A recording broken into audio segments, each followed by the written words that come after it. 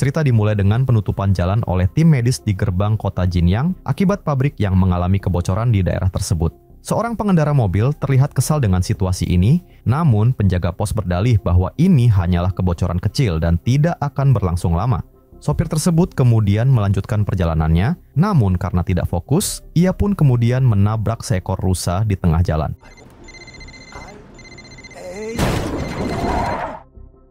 Menganggap jika yang ditabraknya hanyalah seekor hewan yang kebetulan melintas dan telah mati, ia pun kembali meneruskan perjalanannya. Namun tidak lama setelah mobil itu berlalu, rusa tersebut tiba-tiba bangkit kembali menjadi zombie. Sementara itu di tempat lain, terlihat seorang pria kantoran yang bernama Sok-woo yang sedang sibuk bekerja di sebuah kantor lembaga keuangan.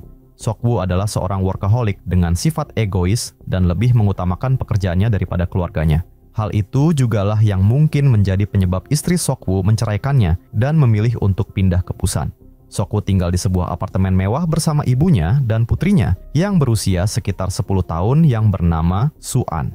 Hubungan Sok-woo dengan putrinya tidak terlalu dekat karena ia selalu disibukkan dengan pekerjaannya.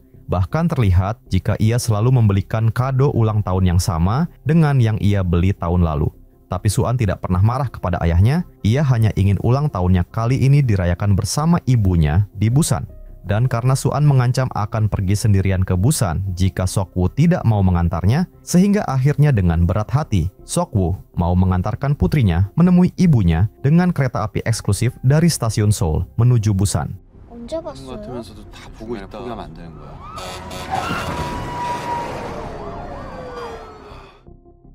Beberapa saat kemudian, ketika mereka semua telah berada di dalam kereta, tanpa sepengetahuan petugas, terlihat ada seorang penumpang wanita dengan tingkah laku yang mencurigakan menyelinap masuk dan langsung bersembunyi di salah satu toilet kereta. Ternyata wanita tersebut telah terinfeksi virus dan sebentar lagi akan berubah menjadi zombie. Dan ketika kereta mulai bergerak, Su-an tiba-tiba melihat ada seseorang yang menyerang pegawai stasiun dengan cara yang sangat mengerikan. Ia ingin memberitahu ayahnya, tetapi saat itu Sok-woo sedang tertidur. Beberapa saat kemudian, Su-an ingin pergi ke toilet. Namun karena Sok-woo masih tertidur, ia pun pergi sendiri tanpa membangunkan ayahnya. Sesampainya di depan toilet, seorang petugas kereta mendapati seorang tunawisma bernama Choi di dalam toilet tersebut. Choi terus berkata bahwa semua orang akan segera mati, tetapi petugas yang melihat Choi hanya menganggapnya sebagai penumpang gelap yang tidak waras. Dan karena toilet tersebut dipakai bersembunyi oleh Choi, Su-an pun pergi mencari toilet lain. Ketika Su-an menemukan toilet lain, ia bertemu dengan seorang pria di depan toilet yang bernama Sang-hwa, yang sedang menunggu istrinya, yaitu Sung-kyung. Su-an pun terpaksa kembali mencari toilet lain yang jaraknya cukup jauh dari tempat duduknya. Sementara itu, Sok-woo kemudian terbangun dan menyadari jika putrinya sudah tidak ada di sampingnya. Tidak lama kemudian, Sok-woo ditelepon oleh salah satu karyawannya dan memberitahu tentang serangan aneh yang terjadi di Seoul. Terlihat di TV kerusuhan besar-besaran yang membuat seluruh warga panik. Tapi masalah tersebut sepertinya juga telah berada di dalam kereta tersebut karena penumpang wanita yang sebelumnya terinfeksi akhirnya telah berubah menjadi zombie dan menyerang semua orang di sana. 팀장님 여기 11호차 응급 환자가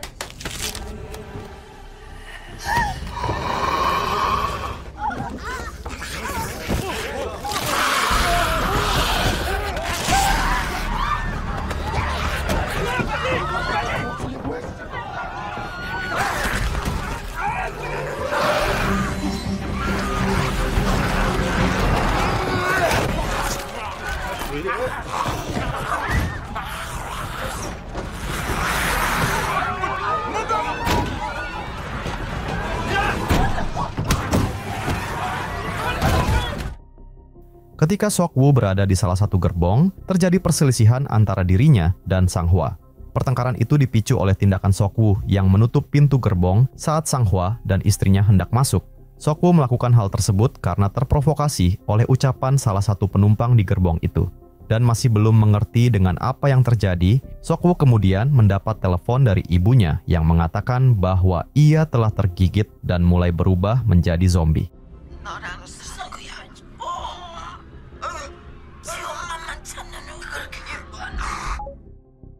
Masinis kemudian mengumumkan bahwa kereta ini tidak akan berhenti di stasiun Cheonan karena situasi yang tidak memungkinkan. Namun, seorang penumpang yang bernama Yong-suk tetap bersikeras dan memaksa masinis untuk tetap berhenti di stasiun tersebut.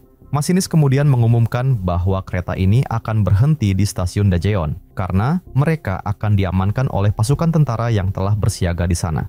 Sok-woo kemudian menelepon temannya yang seorang polisi, yaitu Kapten Min, dan menanyakan apakah keadaan di stasiun Daejeon masih aman. Kapten Min menjawab bahwa sesampainya mereka di sana, mereka akan langsung dikarantina. Sok-woo pun meminta tolong kepada Kapten Min agar setibanya mereka di sana, ia dan putrinya langsung dibawa pergi dari stasiun ke tempat yang lebih aman. Dan karena dijanjikan imbalan, Kapten Min pun menyetujui permintaan tersebut dan menyuruh Sok-woo dan putrinya untuk menunggu di bagian timur stasiun.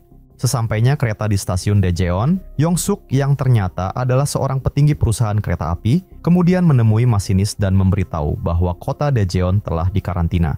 Yong-suk kemudian meminta masinis untuk membawa kereta ke stasiun Busan, karena saat ini Busan merupakan satu-satunya tempat yang aman dan jalur menuju ke sana belum ditutup. Tapi sang masinis ingin menyelamatkan orang-orang yang ada di stasiun terlebih dahulu. Di sisi lain, setelah semua penumpang turun dari kereta, mereka segera masuk ke dalam stasiun untuk mendapatkan perlindungan. Namun ternyata, semua tentara yang berjaga telah berubah menjadi zombie dan langsung menyerang mereka.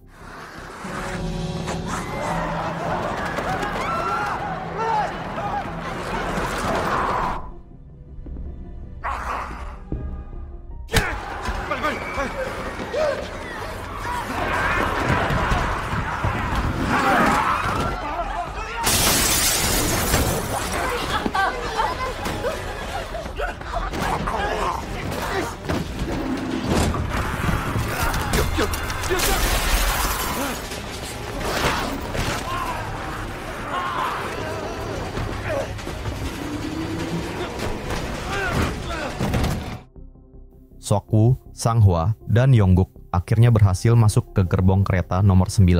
Mereka segera mencoba menghubungi orang-orang terdekat mereka. Yong-guk menghubungi kekasihnya, yaitu Jin-hee, dan ternyata ia berada di gerbong kereta nomor 15 bersama para penumpang lain yang selamat. Sang-hwa juga menghubungi istrinya untuk mengetahui keberadaannya, dan ternyata Sung Kyung sedang berada di gerbong 13 bersama Su-an, Nenek In-gil, dan Choi, dan di gerbong di sekitarnya dipenuhi banyak zombie. Mendengar hal tersebut, mereka berencana untuk menerobos 3 gerbong agar sampai ke gerbong 13, yang mana setiap gerbongnya kini telah dipenuhi oleh para zombie.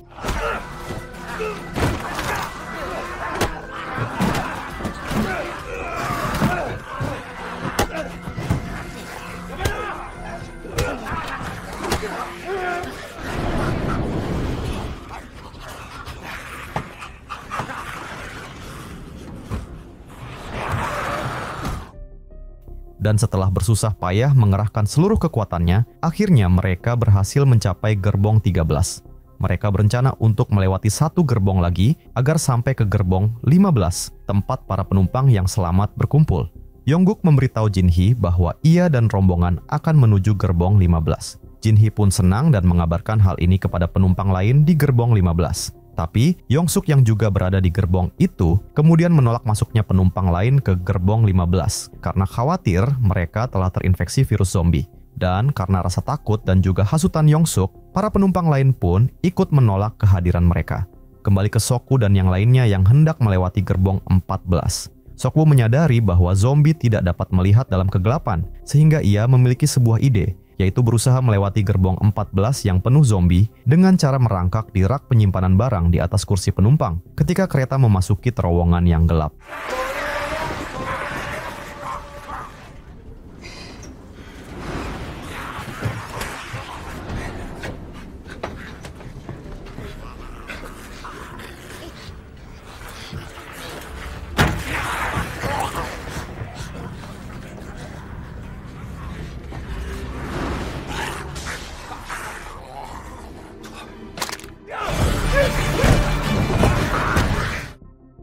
Beberapa saat kemudian, tibalah mereka di depan pintu masuk gerbong 15. Namun ketika hendak masuk, ternyata pintu gerbongnya telah ditutup paksa dari dalam oleh para penumpang yang terhasut oleh Yong-suk.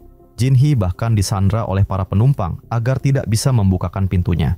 Akibat tindakan egois para penumpang di gerbong 15, Yong-guk pun terpaksa berjuang keras memecahkan pintu kaca yang menghalangi mereka, sementara Sang-hwa dan Sok-woo berusaha menahan para zombie agar tidak bisa masuk.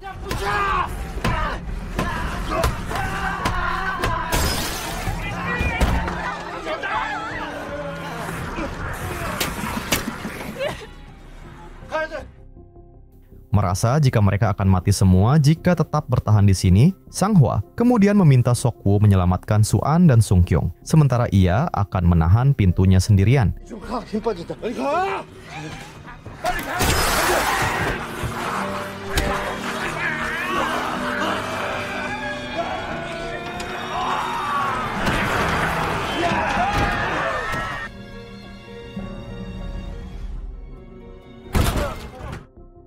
Dan dengan perjuangan keras, akhirnya mereka berhasil masuk ke gerbong 15, meskipun mereka harus kehilangan 2 orang, yaitu Nenek In-gil dan Sang Hwa.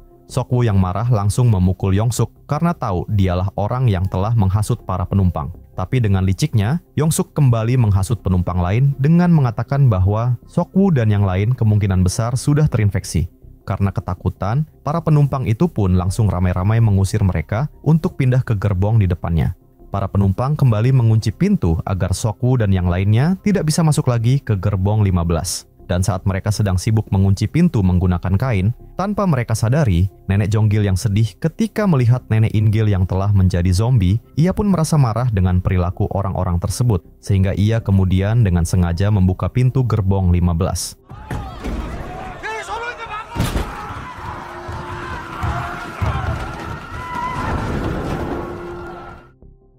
Akibat kejadian tersebut, hanya Yong-suk dan seorang kondektur yang berhasil selamat karena bersembunyi di dalam toilet. Sementara itu, Sok-woo dan yang lainnya yang kini berada di gerbong depan hanya bisa menyaksikan karma yang menimpa para penumpang di gerbong 15. Beberapa saat kemudian, Sok-woo menerima telepon dari salah satu bawahannya yang bernama Kim. Kim memberi informasi bahwa wabah ini ternyata disebabkan oleh kebocoran di salah satu pabrik milik mereka. Mendengar itu, Sok-woo pun merasa bersalah karena proyek yang mereka jalankan telah mengakibatkan kekacauan dan kematian banyak orang di mana-mana.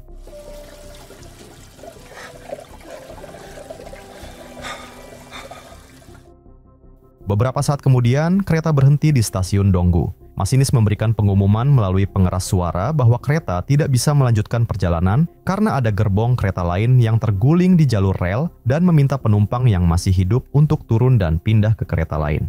Mereka pun keluar dari kereta tersebut dan bergegas menuju ke kereta yang disebutkan oleh masinis.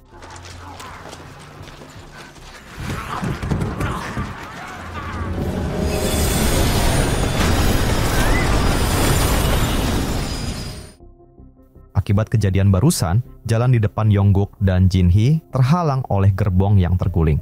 Di saat bersamaan, Yong-suk dan kondektur tadi juga hendak keluar. Namun dengan kejamnya Yong-suk justru mengorbankan sang kondektur untuk menyelamatkan dirinya. Dan ketika Yongguk sedang berusaha memecahkan jendela gerbong untuk membuat jalan keluar, tiba-tiba Yong-suk juga tiba di tempat tersebut.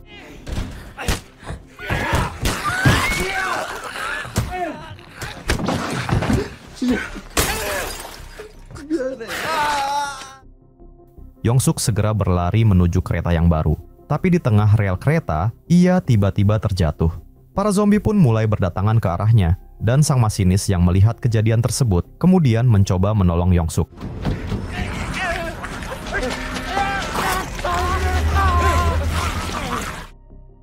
Sementara itu, Sok-woo, Su-an, Sung-kyung, dan Choi yang terjebak di bawah kereta yang dipenuhi zombie berusaha mencari jalan keluar. Sok-woo melihat celah kecil yang memungkinkan mereka meloloskan diri dari kereta yang hampir ambruk tersebut. Namun, para zombie yang ganas berhasil memecahkan kaca kereta dan siap menyerang mereka. Menyadari hal itu, Choi dengan berani mengorbankan dirinya untuk menyelamatkan mereka bertiga.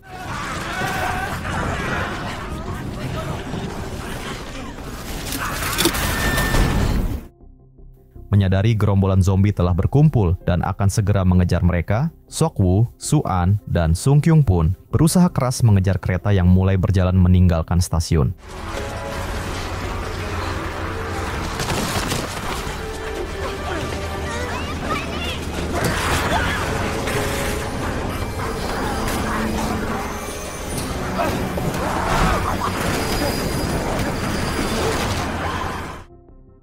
Dan akhirnya dengan susah payah, Sok-woo, Su-an, dan Sung-kyung berhasil naik ke atas kereta. Akan tetapi, ternyata di dalam ruang masinis terdapat Yong-suk yang telah terinfeksi.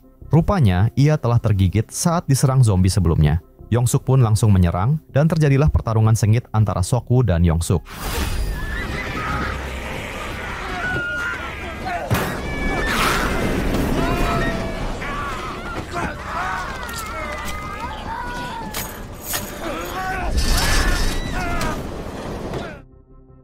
Seok-woo akhirnya berhasil menjatuhkan Young-suk, namun ia telah tergigit. Sebelum Seok-woo berubah menjadi zombie dan kehilangan kesadarannya, ia berpesan kepada Sung-kyung untuk menarik rem kereta saat mereka tiba di Busan. Su-an yang melihat ayahnya terinfeksi kemudian menangis dan memohon agar ayahnya tidak meninggalkannya. Menyadari waktunya tidak lama lagi, Seok-woo pun mengucapkan kata-kata perpisahan kepada putrinya. Ia meminta maaf karena selama ini hanya mementingkan pekerjaan dan baru sekarang menyadari arti keluarga yang sesungguhnya. Setelah mengucapkan kata-kata tersebut, Seok-woo pun menjatuhkan diri dari atas kereta.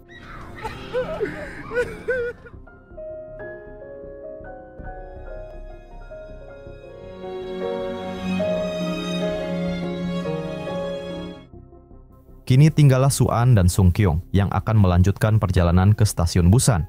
Setelah beberapa saat, tibalah mereka di depan sebuah terowongan yang tampak diberi barikade. Su-an dan Sung-kyung pun turun dari kereta. Keadaan tampak sepi dan mereka melanjutkan perjalanan dengan berjalan kaki menelusuri terowongan yang gelap. Tanpa mereka sadari, di ujung terowongan terdapat beberapa tentara yang berjaga untuk mencegah zombie masuk. Awalnya para tentara mengira bahwa mereka adalah zombie dan bersiap untuk menembak. Namun, tiba-tiba Su-an bernyanyi untuk mengenang ayahnya dan orang-orang yang telah tewas menolong mereka. Para tentara pun menyadari bahwa mereka adalah manusia dan segera menyambut Sung-kyung dan Su-an ke tempat yang lebih aman.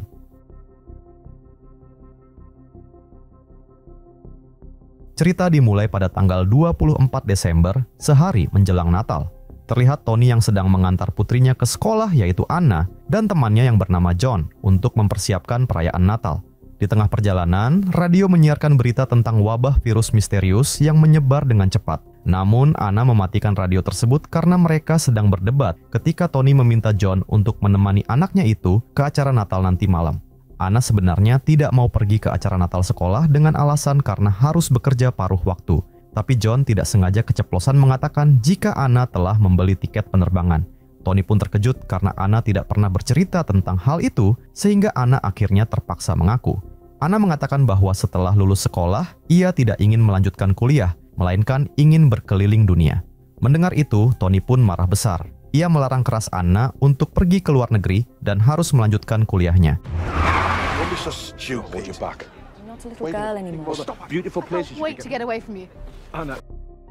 Setelah pertengkaran barusan, Anna terlihat murung. John yang melihatnya mencoba menyemangatinya. Ia menasihati Anna agar lebih terbuka pada ayahnya supaya hubungan mereka bisa membaik. Rupanya Anna ingin pergi ke Australia karena mendiang ibunya dulu juga ingin ke sana. Anna bahkan masih menyimpan catatan ibunya tentang tempat-tempat yang ingin dikunjungi di Australia. Di saat bersamaan, teman Anna yang bernama Steph terlihat kesal karena kedua orang tuanya sedang bekerja di Meksiko, sehingga ia harus merayakan Natal sendirian di rumah.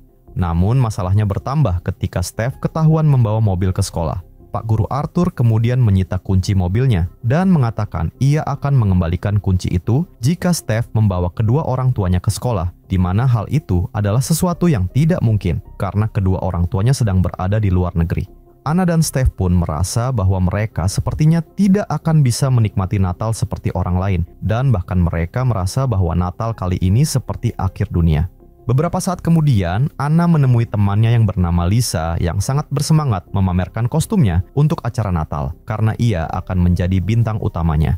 Tiba-tiba muncul Arthur yang meminta Anna ikut serta dalam acara Natal karena beberapa anggota klub drama mendadak sakit. Arthur juga meminta Anna menyampaikan pesan pada ayahnya yang merupakan petugas kebersihan sekolah untuk menggantikan siswa yang sakit untuk menjadi koordinator lampu.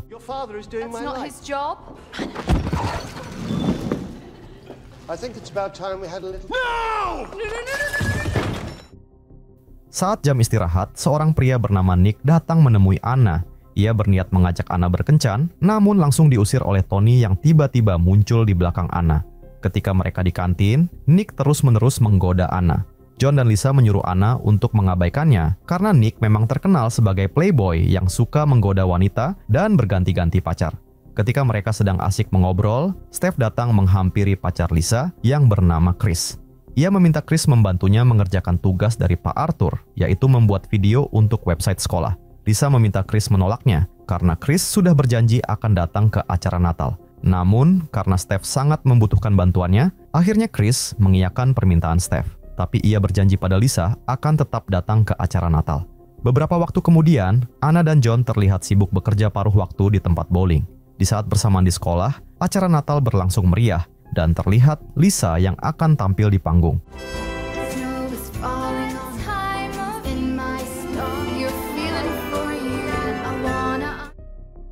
Namun penampilan Lisa barusan justru membuat Arthur marah karena penampilan mereka tidak sesuai dengan rencana yang telah ia susun. Saat Arthur hendak menghentikan acara tersebut, tiba-tiba terdengar suara gaduh dari luar sekolah, seperti ada orang yang mendobrak pintu, sehingga Arthur pun mencoba mengeceknya.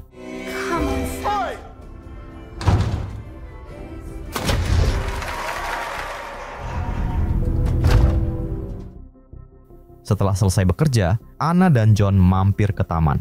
Mereka bermain salju dan bersenang-senang. Suasana itu membuat Anna teringat masa kecilnya bersama sang ibu. Ternyata John diam-diam menyukai Anna, tapi ia tidak berani menyatakan perasaannya karena John takut hubungan pertemanan mereka akan berakhir jika ia mengungkapkan isi hatinya. Keesokan paginya, Anna terbangun dari tidurnya, namun ia tidak menyadari bahwa ayahnya belum pulang dari acara Natal tadi malam. Saat Anna keluar rumah, ia tidak menyadari kondisi sekitar yang telah menjadi kacau akibat wabah virus zombie karena ia terlalu asik mendengarkan musik.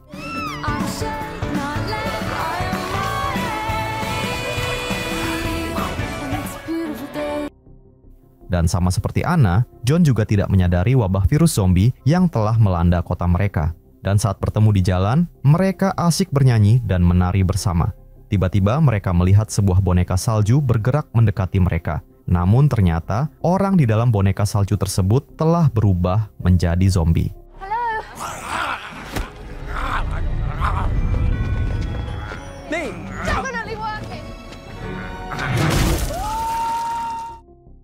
John pun baru sadar dengan keadaan mereka. Ia berpikir jika mungkin seluruh kota kini telah terinfeksi virus zombie. Dan karena tidak bisa pulang, mereka pun memutuskan pergi ke tempat bowling untuk mencari tempat berlindung di sana. Sesampainya di tempat bowling, Anna dan John justru bertemu dengan Steph dan Chris yang juga sedang berlindung. Mereka kemudian mencoba mencari informasi di internet mengenai apa yang sedang terjadi. Dan betapa terkejutnya mereka karena wabah zombie tidak hanya melanda kota mereka, melainkan beberapa negara di sekitar. Sementara itu di dalam sekolah, semua orang yang menghadiri acara Natal ternyata berhasil berlindung dari serangan zombie dengan mengunci seluruh akses masuk sekolah. Mereka berniat berdiam diri di sana sambil menunggu informasi dari pemerintah. Tiba-tiba, nenek Chris yang saat itu bersama Lisa terlihat lemas. Lisa bertanya pada Arthur apakah mereka punya obat-obatan. Namun Arthur dengan dingin menjawab bahwa ia tidak punya waktu untuk menyelamatkan orang tua yang umurnya sudah tinggal sedikit. Sementara itu, ketika Anna dan Steph sedang berada di toilet, tiba-tiba muncul zombie yang langsung menyerang mereka.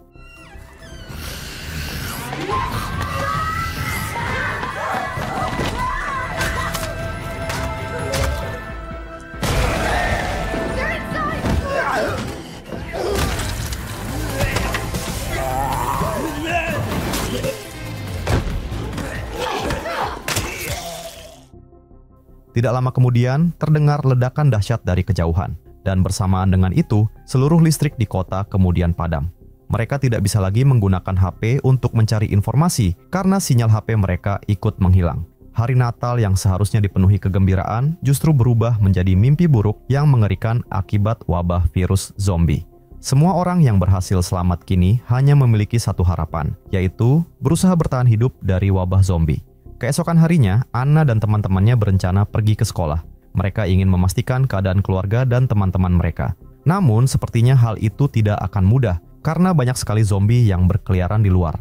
Tapi mereka kemudian memiliki sebuah ide, yaitu menggunakan kolam plastik anak-anak untuk bersembunyi sambil diam-diam berjalan melewati kerumunan para zombie. This is stupid. Marry, shag, kill. Beyonce. Take your mind off.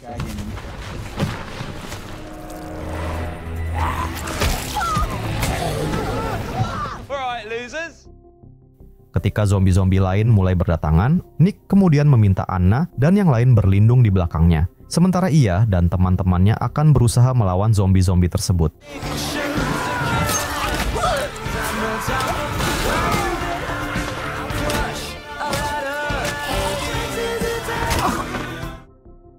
Sementara itu di dalam sekolah, para siswa dan orang tua di tempat tersebut mulai gelisah. Mereka sadar bahwa mereka tidak akan bisa bertahan selamanya tanpa makanan dan minuman, sehingga mereka berniat untuk pergi dari tempat tersebut. Namun Arthur yang ketakutan kemudian berusaha meyakinkan mereka bahwa tempat ini adalah tempat terbaik untuk bertahan hidup. Tapi orang-orang itu tidak menghiraukan perkataan Arthur, sehingga ia merasa marah dan berencana melakukan sesuatu agar semua orang-orang itu menuruti perintahnya.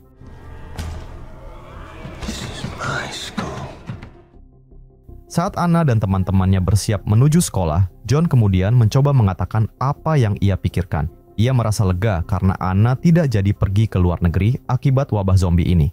Namun, Anna berkata bahwa ia tetap akan pergi setelah wabah zombie ini berakhir. Anna sepertinya masih tidak menyadari perasaan John yang sebenarnya. Ia masih menganggap John sebagai sahabat dekatnya saja. Beberapa saat kemudian, untuk menghemat waktu, mereka memutuskan melewati jalan pintas agar lebih cepat. Mereka masuk ke sebuah toko pohon Natal yang terhubung dengan jalan dekat sekolah. Tapi saat berada di dalam toko tersebut, tiba-tiba muncul beberapa zombie kurcaci dari balik pepohonan.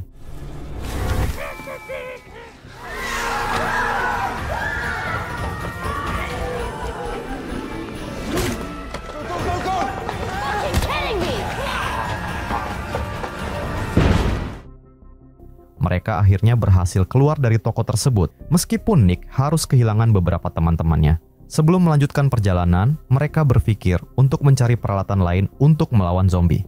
Di saat itu, John menyadari bahwa Anna tampaknya menyukai pria tangguh seperti Nick. John pun berkata kepada Anna bahwa ia jauh lebih hebat daripada Nick. Ia berusaha membuat Anna terkesan. Namun, tanpa mereka sadari, tiba-tiba muncul seekor zombie yang langsung menggigit tangan John.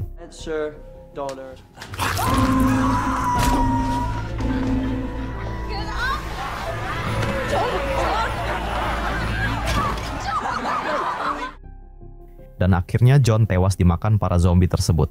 Anna pun sangat sedih menyaksikan kejadian itu karena John adalah sahabatnya sejak kecil. Tapi mereka tidak bisa berlama-lama di sana karena suara ribut barusan telah menarik perhatian para zombie lainnya. Anna yang marah kemudian mengambil senjata dan melampiaskan amarahnya dengan membantai semua zombie yang mendekat.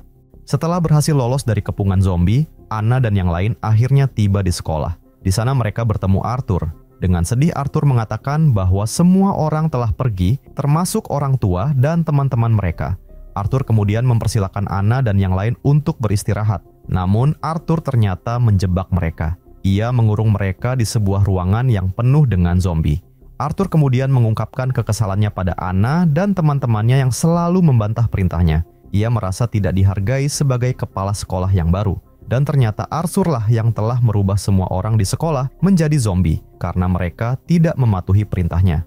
Setelah berhasil meloloskan diri dari kepungan zombie, Steph meminta Anna dan Nick untuk mencari ayah Anna, sementara ia dan Chris akan mencari di tempat lain. Beberapa saat kemudian, Steph dan Chris mendengar suara Lisa. Mereka pun mengikuti asal suara tersebut dan akhirnya menemukan Lisa yang bersembunyi di dalam sebuah ruangan. Di dalam ruangan itu, Lisa menceritakan kejadian mengerikan yang dialaminya. Saat Arthur memasukkan para zombie ke dalam sekolah, Lisa berusaha menyelamatkan nenek Chris. Mereka berlari dan bersembunyi di ruangan itu. Namun, sayangnya nenek Chris terkena serangan jantung dan meninggal dunia. Mendengar itu, Chris menjadi sangat sedih. Tapi mereka tidak bisa terlalu lama di tempat itu, sehingga mereka kemudian segera mencari jalan keluar dari sekolah yang telah dikuasai oleh para zombie. Ketika mereka sampai di depan ruangan kepala sekolah, Steph teringat bahwa Arthur pernah menyita kunci mobilnya. Dan jika mereka bisa mengambil kunci itu, mereka pasti bisa kabur dari sekolah dengan mobilnya.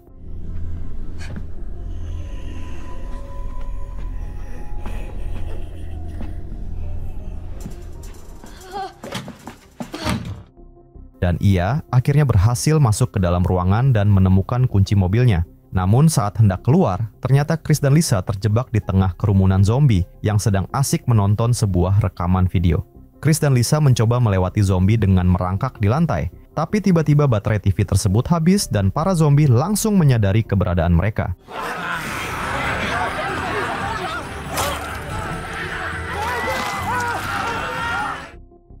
Dalam kejadian tersebut, Lisa akhirnya tergigit zombie.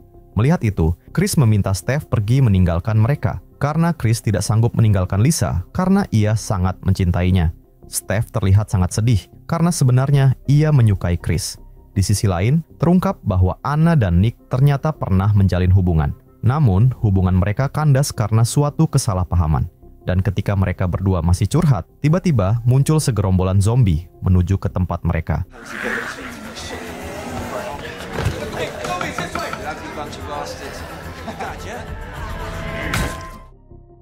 Ketika Chris masih sibuk menahan para zombie tersebut, Anna telah sampai di ruang ekskul drama. Dan di sana, ia melihat ayahnya terikat di kursi di tengah kerumunan zombie. Anna pun dengan lincah melewati gerombolan zombie itu, sampai ia berhasil naik ke atas panggung dan melepaskan ikatan ayahnya. Dan Tony yang marah itu pun langsung menghajar Arthur.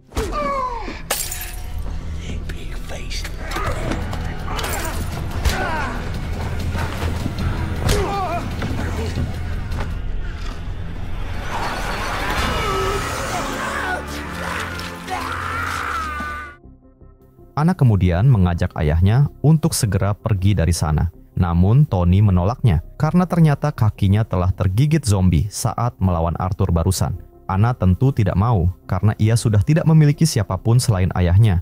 Tony kemudian mengatakan bahwa ia tahu selama ini ia terlalu keras kepada Anna. Ia takut kehilangan Anna seperti ia kehilangan istrinya dulu. Namun Tony sadar bahwa Anna kini telah dewasa. Sehingga Tony pun berkata bahwa sekarang Anna bebas melakukan apapun yang ia inginkan. Dengan sedih, Tony meminta Anna untuk pergi. Ia ingin putrinya selamat dari wabah zombie ini. Anna pun terpaksa meninggalkan Tony untuk memenuhi keinginan terakhir ayahnya itu. Namun ketika sampai di luar, terlihat ratusan zombie yang telah menunggu. Mereka pun terlihat sangat putus asa dan tidak tahu lagi apa yang bisa mereka lakukan. Dan di tengah keputusasaan itu, tiba-tiba Steph muncul dengan mobilnya. Mereka bertiga pun langsung masuk ke dalam mobil dan pergi meninggalkan sekolah tersebut.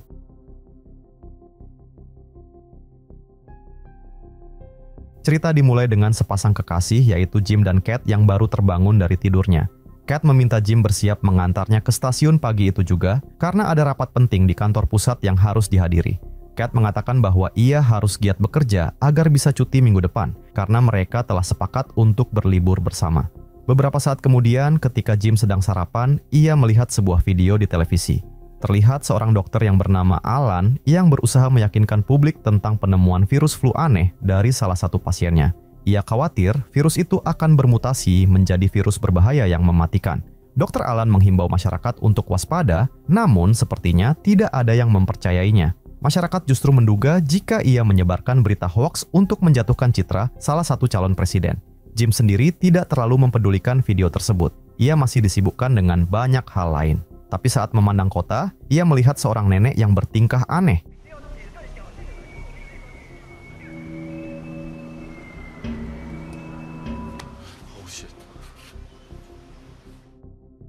Jim kemudian melihat tetangga sebelahnya yang sedang flu. Ia menyarankan agar tetangganya segera berobat. Namun, ia menganggap itu hanyalah flu biasa dan berita wabah hanyalah hoax yang dibuat pemerintah untuk mengeruk keuntungan.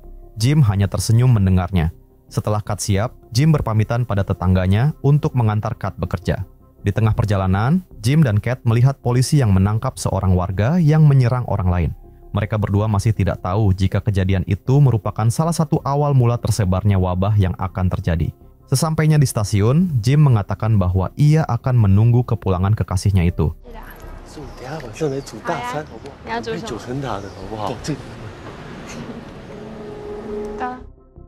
Saat hendak pulang, Jim menyadari jika para polisi yang dilihatnya tadi tiba-tiba menghilang dan meninggalkan mobil patrolinya begitu saja. Namun Jim tidak terlalu ambil pusing. Ia pun kemudian pergi ke toko camilan untuk membeli jajanan kesukaannya. Sambil menunggu pesanan, Jim membaca koran tentang harga rumah. Ia bermimpi bisa membeli rumah sendiri. Tapi ketika semua orang sedang sibuk dengan kegiatan masing-masing, tiba-tiba nenek aneh yang dilihatnya tadi kemudian muncul dan langsung menyerang orang-orang di sana.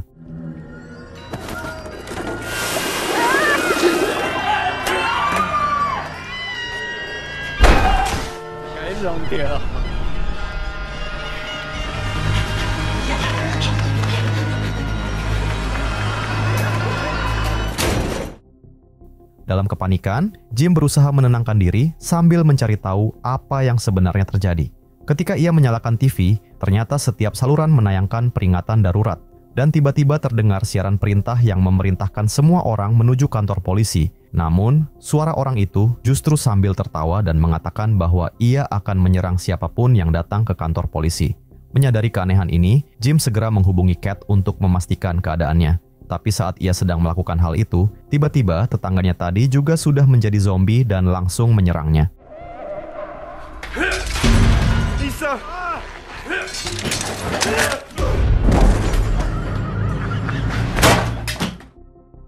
Dengan tangan terluka, Jim berusaha mencari tempat berlindung. Hampir semua orang di sekitarnya kini telah berubah menjadi zombie. Saat Jim hendak mengambil motornya, beberapa zombie melihatnya dan langsung mengejar bersama puluhan zombie lainnya.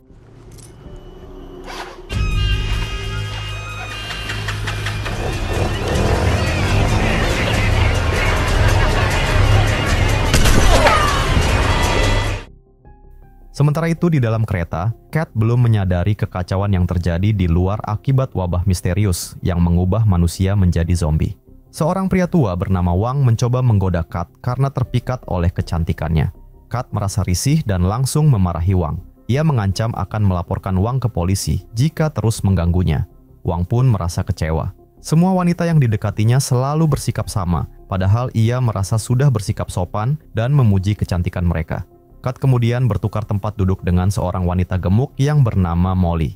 Wang tampak tidak tertarik pada wanita seperti Molly, sehingga ia hanya duduk terdiam. Dan ketika semua orang sibuk dengan urusan masing-masing, tiba-tiba seorang pria berkacamata yang sepertinya sudah terinfeksi, kemudian menyerang penumpang lainnya.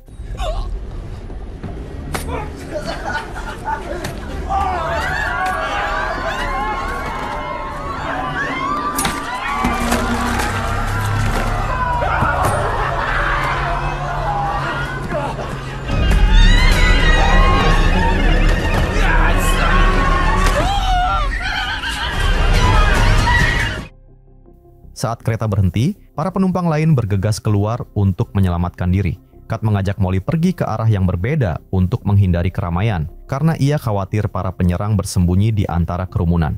Tanpa mereka sadari, zombie Wang melihat Kat dan Molly menuju ke arah lain, sehingga ia pun mengejar mereka. Beruntungnya, mereka bertemu dengan seorang pria yang mencoba melindungi mereka berdua dan menantang Wang untuk berkelahi.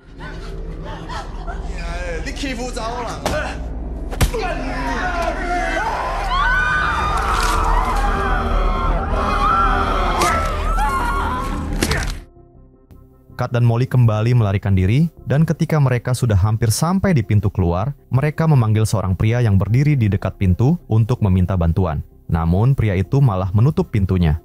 Untungnya, Kat dan Molly berhasil keluar tepat sebelum pintu itu tertutup.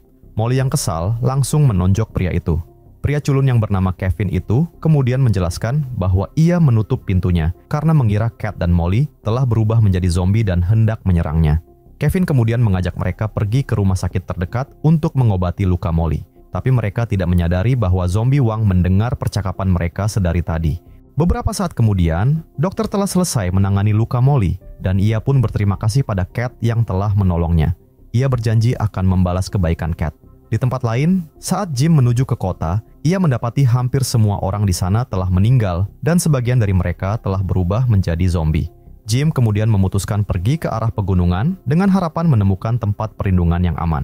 Setelah berjalan cukup jauh, Jim menutup luka di tangannya dengan lakban agar tidak semakin parah. Di tempat itu, Jim juga menemukan celurit yang bisa digunakan sebagai senjata melawan zombie. Tiba-tiba Jim mendengar suara aneh, dan ketika ia mengeceknya, ternyata ada beberapa zombie bocil yang sedang bermain-main dengan mangsanya. Melihat itu, Jim langsung mencoba menyelamatkan orang yang dibawa zombie bocil tersebut.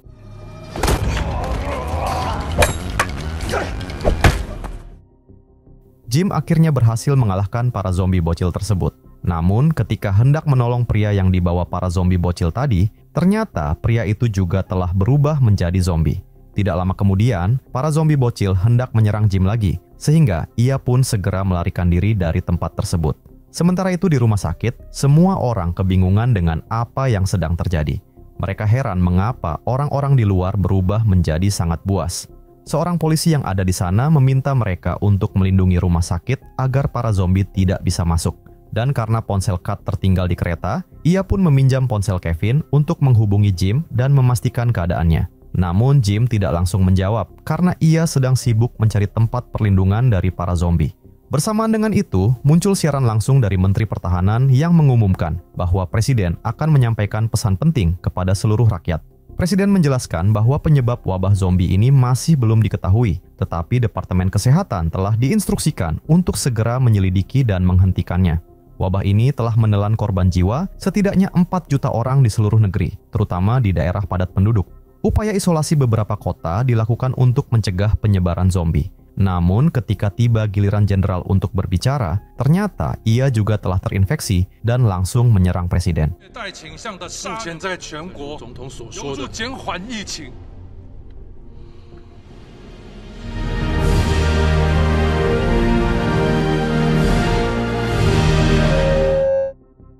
Setelah kejadian tersebut, orang-orang menjadi panik sehingga menyebabkan keributan di antara mereka sendiri.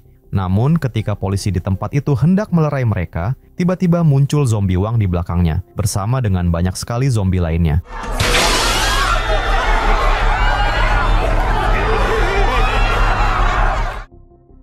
Di tengah kekacauan itu, ketika zombie Wang sedang mencari Cat, ia justru menemukan Molly yang tidak berdaya. Wang pun langsung menyerang Molly, sementara Kevin yang ketakutan hanya bisa bersembunyi.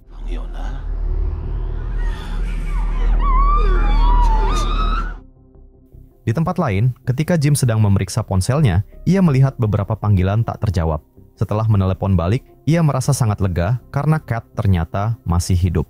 Cat mengabarkan bahwa ia sedang bersembunyi di rumah sakit, tetapi ia tidak bisa pergi kemanapun karena para zombie telah mengepung tempat itu. Jim meminta Cat untuk bertahan di sana karena ia akan segera menjemputnya dan melawan para zombie tersebut. Beberapa saat kemudian, Kevin yang merasa jika para zombie telah pergi, kemudian mencoba memberanikan diri untuk keluar dari tempat persembunyiannya. Namun sayangnya, ia justru bertemu dengan Molly yang kini telah berubah menjadi zombie.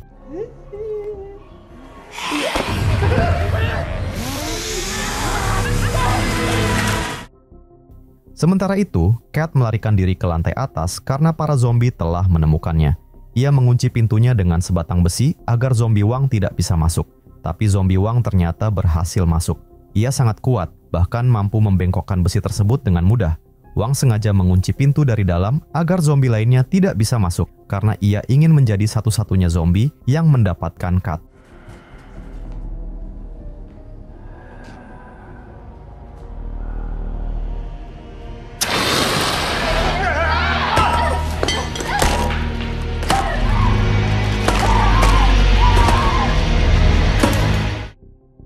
Dan akhirnya Cat berhasil mengalahkan zombie Wang.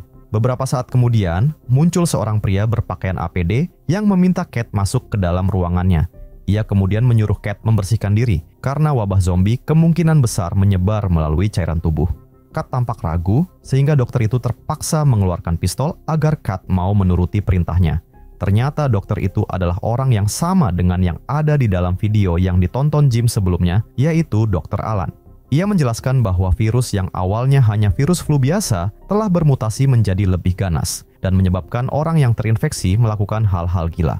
Virus tersebut menyerang bagian otak yang berfungsi mengendalikan hawa nafsu seseorang. Jika seseorang tidak mampu lagi mengendalikan dirinya, mereka akan melakukan tindakan nekat demi memuaskan keinginan mereka. Dan karena Cat yang sudah terkena darah zombie Wang sampai sekarang tidak menunjukkan gejala terinfeksi virus tersebut, Dr. Alan berpikir jika Cat kemungkinan besar kebal terhadap virusnya. Namun, karena ia sudah tidak memiliki cukup waktu, Dr. Alan justru menyuntikkan virus tersebut ke tubuh Cat untuk mengetahui apakah dalam beberapa waktu ke depan ia akan berubah menjadi zombie. Ketika Dr. Alan tidak mengawasinya, Cat diam-diam mengirim pesan pada Jim dan memberitahukan lokasinya sekarang. Beberapa saat kemudian, Jim akhirnya tiba di rumah sakit dan bergegas menuju ke lokasi yang dikirimkan oleh Cat. Sementara itu, Dr. Alan mencoba menghubungi pemerintah untuk meminta bantuan evakuasi dengan helikopter. Ketika ia melihat jika Cat masih tidak menunjukkan gejala terinfeksi, ia pun kemudian mengajak Cat untuk pergi menuju ke atap untuk menunggu kedatangan helikopter. Namun tiba-tiba ada seekor zombie yang menyerang Dr. Alan.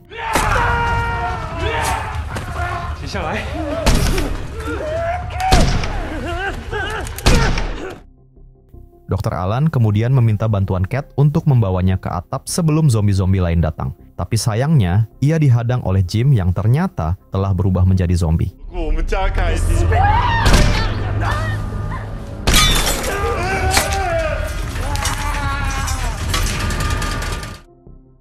Jim yang telah menjadi zombie meminta Kat untuk membukakan pintunya. Kat menolak, membuat Jim mengamuk dan menakuti Kat. Kat bertanya apa yang akan ia lakukan jika Kat membukakan pintunya, dan Jim mengatakan bahwa ia akan memakannya. Kat pun menangis. Ia sadar bahwa ia telah kehilangan kekasih yang sangat dicintainya. Namun pada momen tersebut, terlihat jika Kat sepertinya juga mulai terinfeksi virusnya, dan di saat bersamaan, terdengar suara helikopter dari luar. Kat pun langsung berlari keluar. Dan ketika Jim mulai sekarat, terdengar suara tembakan dari luar yang menandakan bahwa Kat juga sudah ditembaki oleh para tentara.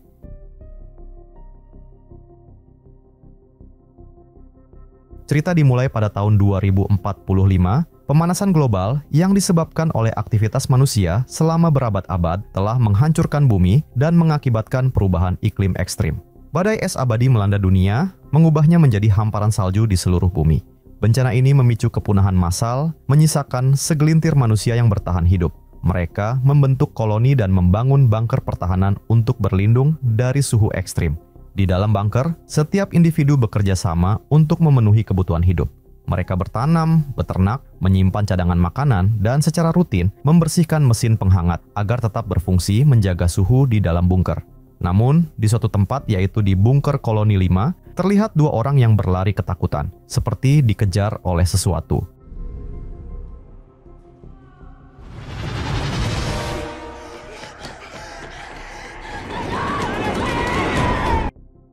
Sementara itu di bunker koloni 7, ketika Sammy sedang memperbaiki parabola, ia melihat seorang penjaga yang bernama Mason sedang mengusir pria tua yang juga penghuni bunker itu yang kini terlihat sakit. Pria tua itu memohon agar diizinkan tinggal di ruang karantina sehari lagi agar bisa sehat kembali. Tapi Mason yakin jika pria tua itu sudah terinfeksi virus sehingga ia langsung menembaknya. This isn't right. This is survival.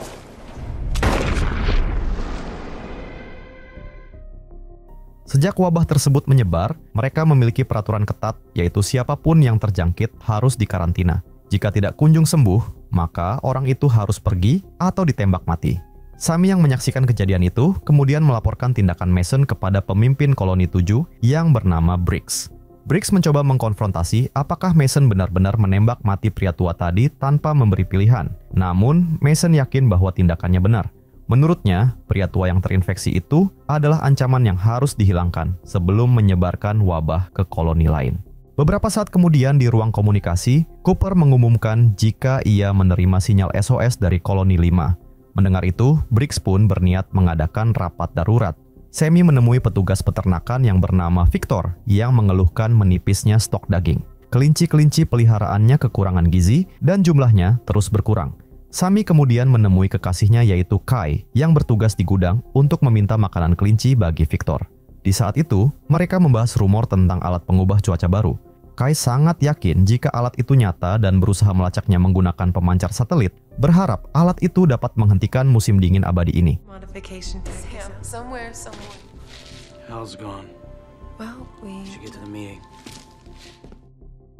Beberapa saat kemudian, rapat darurat pun dimulai. Briggs menyampaikan kabar tentang sinyal SOS dari koloni 5. Mereka pun khawatir jika koloni 5 bernasib sama seperti koloni 3 yang telah hancur 1 tahun yang lalu. Sehingga Briggs memutuskan untuk pergi ke bunker koloni 5 dan menyelidiki situasi di sana. Briggs membutuhkan 2 relawan untuk misi kali ini. Briggs meminta sang teknisi yang bernama Dexter. Namun sepertinya Dexter tampak kurang sehat, sehingga Sammy menawarkan diri sebagai penggantinya. Salah seorang pemuda yang bernama Graydon juga bersedia ikut sebagai relawan. Tapi, suasana serius itu berubah menjadi kepanikan ketika istri Dexter tiba-tiba bersin. Semua orang pun langsung memakai masker karena mereka takut tertular virus. Melihat itu, Briggs terpaksa mengarantina Dexter dan istrinya. Ia memperingatkan Mason agar tidak bertindak gegabah lagi selama ia pergi ke koloni 5.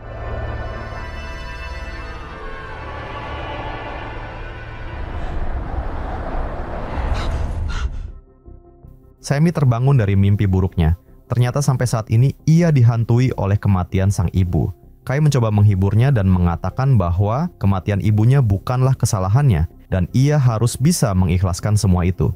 Beberapa saat kemudian, ketika mereka hendak berangkat, Briggs menunjuk Kai sebagai pemimpin sementara koloni 7. Ia juga memerintahkan Cooper untuk terus memantau komunikasi radio agar tetap terhubung. Briggs dan timnya kemudian memulai perjalanan menuju koloni 5. Mereka mengarungi badai salju ganas di sejauh mata melihat.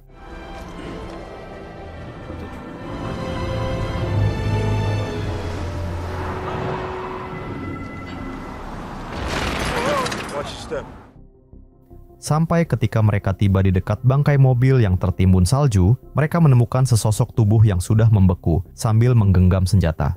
Di dalam mobil, terdapat jasad seorang wanita dan anak kecil. Tampaknya pria itu telah menghabisi keluarganya sebelum akhirnya menyerah pada nasibnya. Malam pun tiba. Briggs dan timnya menemukan sebuah helikopter rusak dan memutuskan untuk beristirahat di sana dan melanjutkan perjalanan esok hari. Briggs kemudian menghubungi Cooper melalui radio untuk mengabarkan bahwa mereka sedang beristirahat. Namun Cooper menyampaikan kabar buruk, yaitu kondisi Dexter dan istrinya kini semakin parah dan menunjukkan gejala infeksi.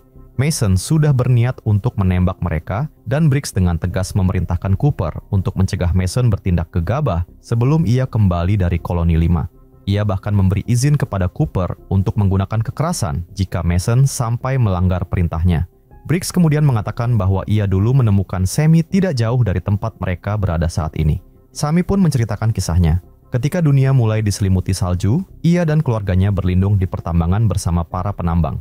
Namun, persediaan makanan mulai menipis. Ayah Sammy dan beberapa orang lain pun pergi mencari makanan, tetapi tidak pernah kembali. Sammy, ibu dan adik perempuannya terpaksa mencari tempat berlindung baru. Namun, di tengah badai salju yang ganas, Sammy terpisah dari ibu dan adiknya. Ia pun berjalan sendirian, dan ketika Sammy sudah hampir mati, tiba-tiba muncul Briggs yang kemudian menyelamatkannya. Keesokan paginya, Briggs dan tim melanjutkan perjalanan kembali, dan setelah beberapa saat berjalan, akhirnya mereka tiba di bunker koloni 5. Di depan pintu masuk, mereka melihat banyak sekali bercak darah.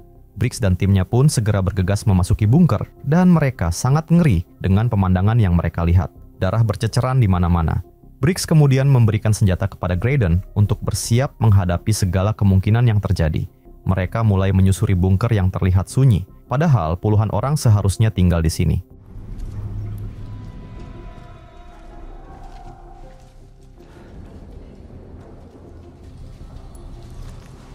In here.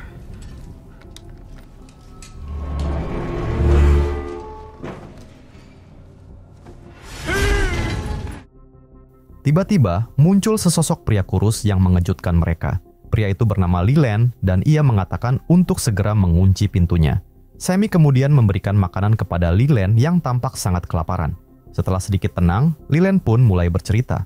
Semuanya berawal ketika koloni 5 berhasil membangun antena canggih yang mampu menangkap sinyal dari jarak jauh.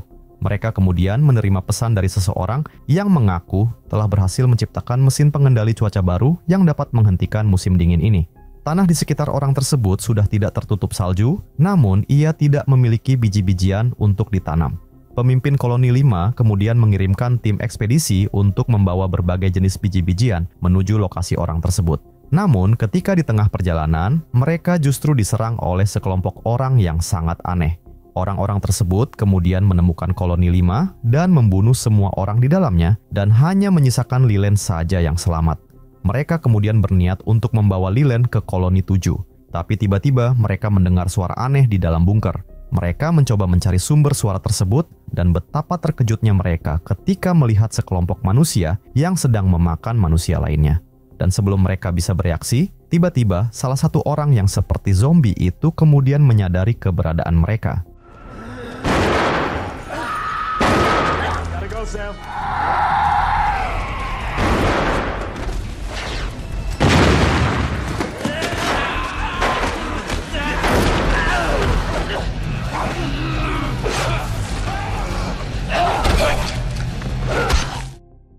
Graydon akhirnya tewas dalam insiden tersebut, sehingga Briggs dan Sammy segera bergegas pergi dari tempat tersebut. Briggs berencana untuk menghancurkan tangganya, namun sebelum sempat melakukannya, tiba-tiba muncul seekor zombie yang menyerangnya.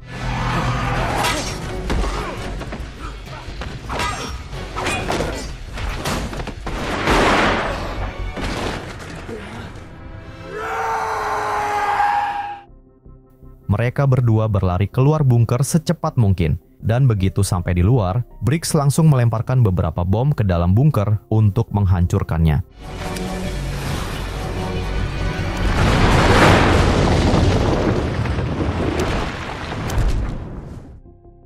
Briggs dan Sammy berencana kembali ke koloni 7, tapi cuaca buruk dan malam yang menjelang memaksa mereka bermalam di helikopter sekali lagi. Mereka berdua masih terkejut dengan kejadian mengerikan di bunker koloni 5, dan Briggs khawatir jika makhluk-makhluk itu akan menyerang koloni mereka. Keesokan paginya, Sammy terkejut mendapati jejak kaki para zombie yang mengikuti mereka. Tanpa membuang waktu, Sammy dan Briggs segera bergegas menuju jembatan dan berniat menghancurkannya dengan sisa bom yang dibawanya. Tapi ketika gerombolan zombie mulai berdatangan, sumbu bomnya tiba-tiba padam. Briggs kemudian menyuruh Sammy untuk pergi terlebih dahulu, sementara ia akan berusaha menyalakan bomnya dan menahan para zombie tersebut.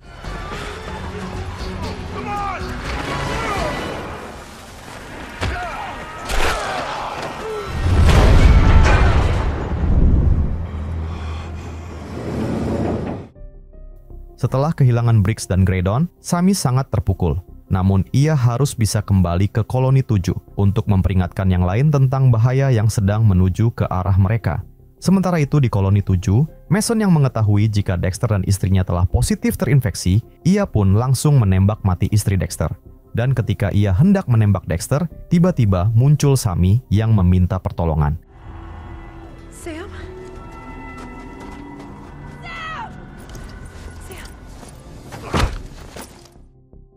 Beberapa jam kemudian, Sammy tersadar dari pingsannya. Ia menyampaikan kabar buruk tentang kematian Briggs dan Graydon. Namun Mason justru memborgol Sammy dan menyatakan dirinya sebagai pemimpin koloni 7 yang baru.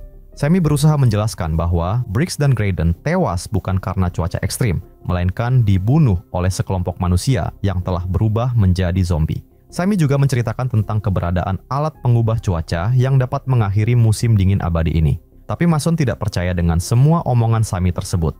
Beberapa saat kemudian, ketika semua orang lengah, ada seorang bocah yang diam-diam mencuri kunci borgol dari Mason.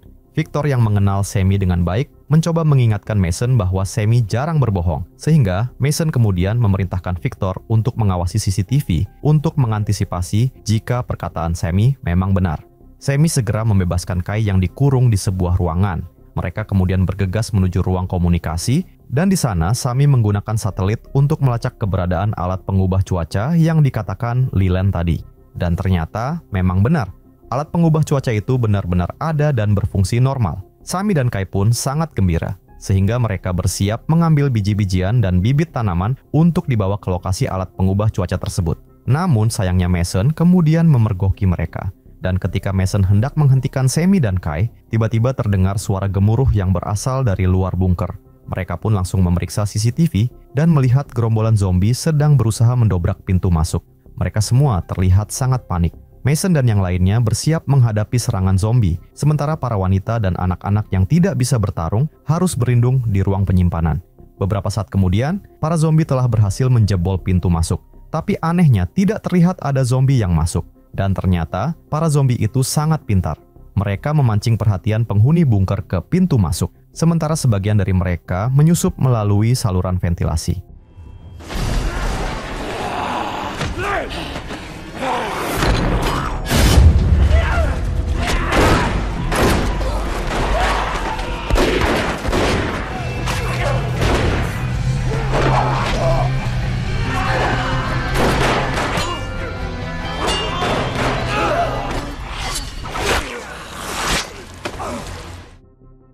Di tengah kekacauan tersebut, Mason langsung menutup pintu ruang penyimpanan dan meninggalkan Sammy dan Kai di luar.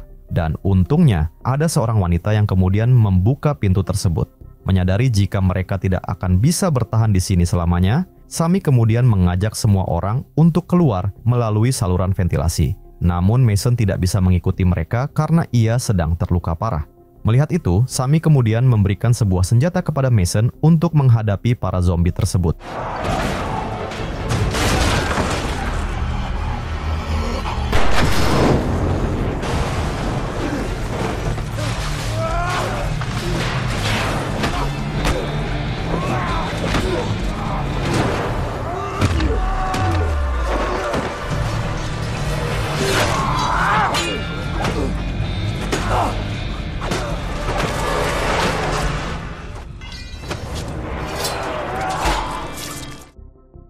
Sementara itu di luar bunker, Kai dan para survivor lainnya mulai merasa putus asa. Mereka telah kehilangan satu-satunya tempat berlindung mereka selama ini, dan kini mereka tidak tahu harus pergi kemana. Tiba-tiba Sami muncul dari balik asap. Ia membawa serta biji-bijian dan bibit tanaman yang telah disiapkannya. Sami kemudian memberitahu mereka tentang lokasi alat pengubah cuaca dan mengajak mereka untuk pergi ke sana untuk memulai kembali peradaban manusia di tempat yang baru.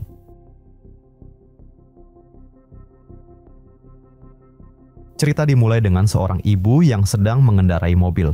Di tengah perjalanan, ia tiba-tiba mendengar white noise atau suara bising dari siaran yang rusak. Dan entah kenapa, tiba-tiba ia seperti terhipnotis dan meninggalkan anaknya di mobil sendirian di tengah rel kereta api. Sementara itu di tempat lain, keluarga Ryan dan Kendall sedang bersiap memulai harinya. Mereka memiliki 2 orang anak yaitu Carly dan Joshua. Di rumah itu juga ada pembantu rumah tangga yang bernama Bibi Sunyi dan putrinya yaitu Lisa. Mereka berdua tampaknya sudah terbiasa dengan pertengkaran yang kerap terjadi di rumah itu. Sekilas terlihat berita tentang kecelakaan mobil di perlintasan kereta api, namun tidak ada satupun orang yang memperhatikan karena mereka masih berdebat. Jeannie's gonna have her kid today. Big sticker. What the fuck? Nothing about Jeannie yet? Bullshit. Beberapa saat kemudian, saat mengantar Carly ke sekolah, Kendall dengan tegas memperingatkan putrinya untuk tidak berpacaran dulu. Tapi Carly yang memang keras kepala justru merasa sangat kesal dengan nasihat ibunya karena ia tidak suka jika kehidupannya diatur-atur dan ingin membuat keputusannya sendiri. Sementara itu, sebelum berangkat kerja, Ryan meluangkan waktu untuk bermain dengan Joshua. Tawa keduanya menunjukkan keakraban antara ayah dan anak. Namun sebenarnya Ryan sudah cukup stres dengan semua urusan keluarga maupun pekerjaannya, sehingga terkadang ia seperti sudah siap untuk mengeluarkan semua emosinya.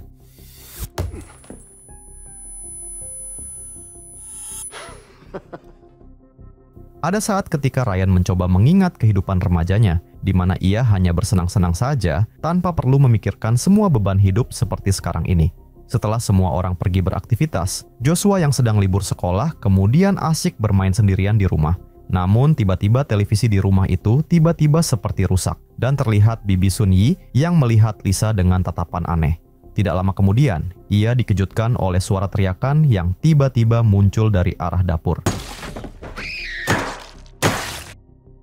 Sementara itu di sekolah, sahabat Carly yang terkenal nakal yang bernama Riley kemudian ditegur gurunya karena bermain ponsel di kelas. Sang guru yang mengetahui jika Riley sedang chatting dengan Carly, ia pun akhirnya menyita ponsel mereka berdua. Beberapa saat kemudian di tengah pelajaran, guru tersebut menerima telepon dari kepala sekolah. Beberapa murid termasuk Carly diminta untuk segera ke kantor dan menemui orang tua mereka. Di saat bersamaan, para polisi mulai berdatangan di sekolah tersebut. Dan ternyata tidak hanya di sekolah tersebut saja, beberapa orang tua juga terlihat berdatangan ke kampus untuk menjemput anak-anak mereka. Situasi ini menimbulkan kebingungan di antara orang-orang yang tidak mengetahui apa yang sebenarnya sedang terjadi.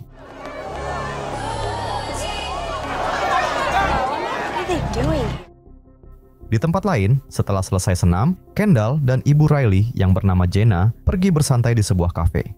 Tapi saat hendak membayar, Kendall baru menyadari jika uang di dompetnya sudah hilang. Jenna langsung menuduh Carly sebagai pelakunya, karena ia tahu Carly dan Riley sering berbuat nakal. Dan ternyata memang benar, saat Carly dan Riley berada di toilet, terungkap bahwa Carly telah mengambil uang dari dompet ibunya untuk membeli sejumlah permen Narkoboy. Kembali ke masa sekarang, Carly dan Riley menyaksikan ada ibu teman mereka yang ditangkap polisi karena berusaha menerobos masuk ke sekolah. Suasana semakin mencekam ketika polisi melarang para siswa untuk menemui orang tua mereka yang sudah menunggu di depan gerbang. Dan karena tidak tahu dengan apa yang sedang terjadi, salah seorang murid nekat menerobos untuk menemui orang tuanya.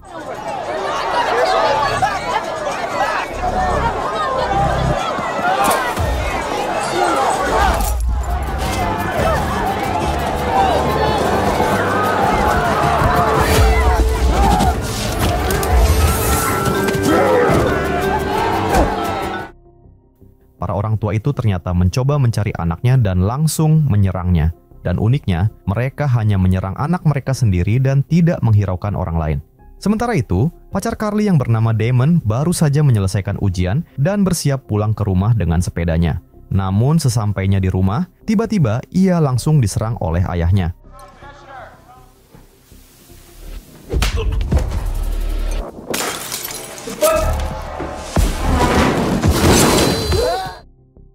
Beberapa saat kemudian, Carly dan Riley telah tiba di rumah Riley. Dan karena penasaran dengan situasi kacau yang terjadi, Carly segera mencari informasi melalui televisi. Di salah satu saluran berita, pembawa acara melaporkan bahwa fenomena orang tua menyerang anak kandung telah menyebar di hampir seluruh penjuru kota, layaknya wabah yang tak terkendali. Dan karena sampai saat ini masih belum diketahui apa penyebabnya, pihak berwenang menghimbau para orang tua untuk menghindari kontak dengan anak-anak mereka untuk mencegah penyebaran fenomena mengerikan ini. Namun Riley yang tidak menyadari hal itu, ia pun mencoba mencari ibunya yang baru saja pulang ke rumah. Carly kemudian bergegas untuk melarang Riley, tapi sayangnya semuanya sudah terlambat. Riley! Mom? I spilled my drink. Riley? Hey, kiddo. Di sisi lain, saat memeriksa dompetnya, Kendall menyadari bahwa Carly memang telah mengambil uangnya. Kendall merasa sangat sedih karena uang tersebut ia kumpulkan dengan susah payah untuk mengikuti kursus memasak. Ia berharap kursus itu dapat menghilangkan rasa bosan dalam hidupnya. Tidak lama kemudian, HP-nya berdering. Itu adalah telepon dari adiknya yang bernama Ginny yang kini akan melahirkan. Kendall pun bergegas menuju rumah sakit untuk mendampingi adiknya itu. Proses persalinan berlangsung cukup lama, tapi Ginny akhirnya berhasil melahirkan anaknya. Namun di saat bersamaan, tiba-tiba layar televisi terlihat rusak. Dan seketika itu, Ginny mulai bersikap aneh dan berniat menghabisi bayinya sendiri.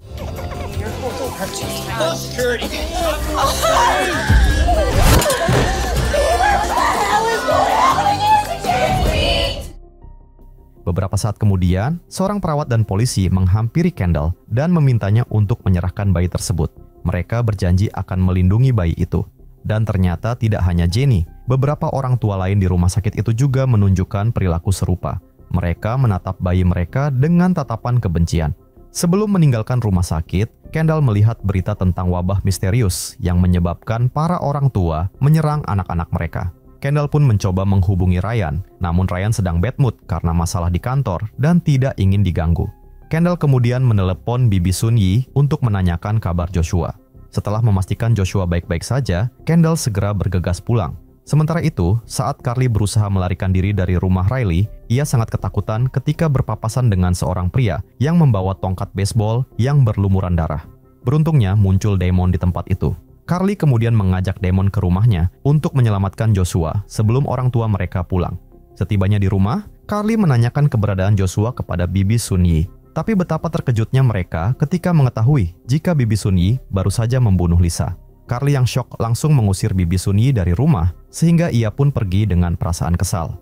Carly kemudian pergi ke kamarnya dan menemukan Joshua yang bersembunyi di bawah kasur.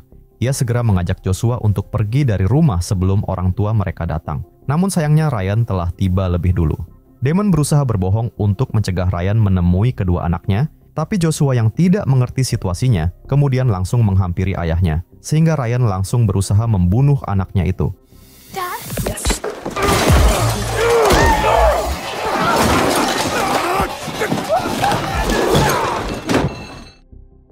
Beberapa saat kemudian, Kendall akhirnya tiba di rumah. Ia langsung bertanya kepada Ryan tentang keberadaan anak-anak mereka. Ryan mengatakan jika Carly dan Joshua bersembunyi di ruang bawah tanah. Mendengar jawaban Ryan, Kendall kemudian berusaha membujuk Carly dan Joshua untuk keluar dari ruang bawah tanah. Namun, Carly menolak mentah-mentah permintaan ibunya itu. Dan karena bujukannya tidak berhasil, Kendall kemudian mengambil gergaji mesin dan mencoba menghancurkan pintunya.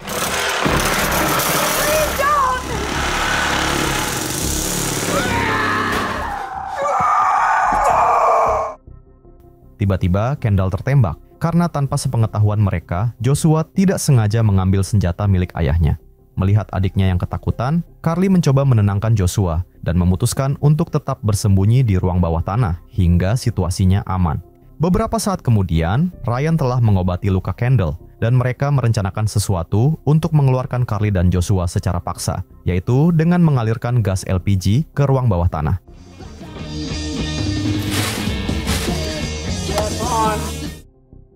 Sambil menunggu, mereka mencoba mengingat tentang kehidupan mereka.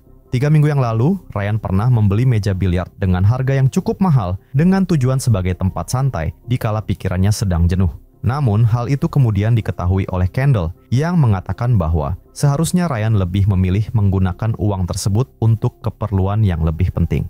Mendengar hal itu, Ryan pun langsung marah dan merusak meja biliar yang baru dibelinya itu. Let me see if I can take care of I it. think I have something. Just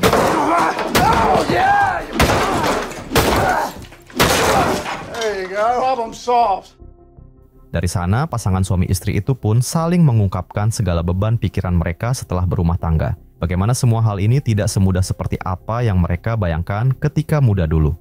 Malam pun tiba, Carly dan Joshua kini mulai kesulitan bernapas karena ruang bawah tanah tersebut hampir sepenuhnya dipenuhi gas LPG.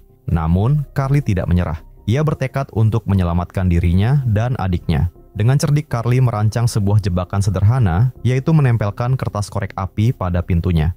Setelah persiapan selesai, ia segera mengajak Joshua melarikan diri melalui saluran ventilasi yang mengarah ke lantai atas. Dan ketika Ryan mendengar suara batuk dari ruang bawah tanah, ia pun segera menyuruh Kendall untuk bersiap mendobrak pintunya.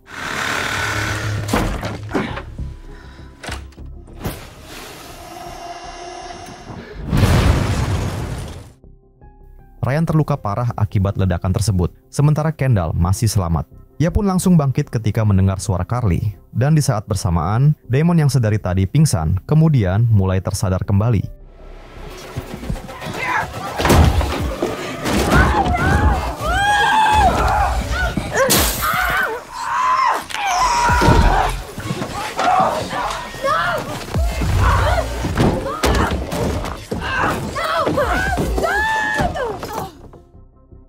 Dengan kerjasama mereka berdua, akhirnya mereka berhasil mengurung Kendall di dalam lemari.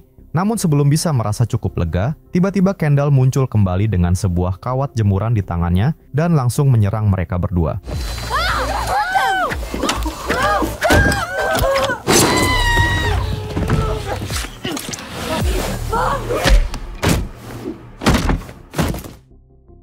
Damon pun akhirnya terjatuh dari lantai atas, dan di saat bersamaan ternyata Ryan juga masih hidup, sehingga mereka berdua kembali bersama berusaha menyerang anaknya. Dan ketika Carly dan Joshua sudah tidak bisa melarikan diri, tiba-tiba terdengar suara bel pintu. Ryan pun mencoba mengeceknya, dan ternyata itu adalah orang tuanya yang ternyata juga sudah terkena wabah tersebut, sehingga mereka juga berniat untuk membunuh Ryan. Mom, Dad.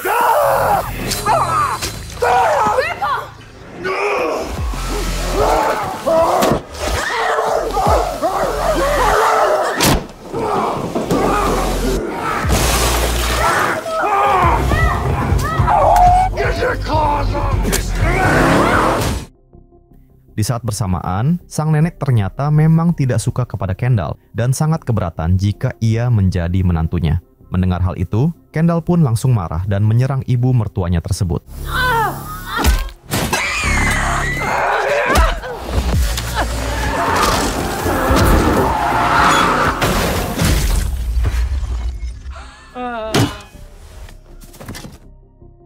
Beberapa saat kemudian, Ryan dan Kendall terbangun dalam keadaan terikat di ruang bawah tanah. Mereka sepertinya mulai sadar dan kembali ke sifat normalnya. Ryan dan Kendall meminta anak-anaknya untuk melepas ikatan tersebut. Namun Carly masih tidak mempercayainya. Carly dengan nada sedih mencoba bertanya, kenapa mereka tega berniat membunuh anaknya. Dan anehnya, wabah tersebut sepertinya mampu mengacaukan otak para orang tua. Karena Ryan dan Kendall dengan begitu yakinnya jika mereka saat ini sangat mencintai kedua anaknya, namun sikap mereka sangat berbanding terbalik karena mereka justru ingin membunuh anak-anaknya sebagai bentuk cintanya.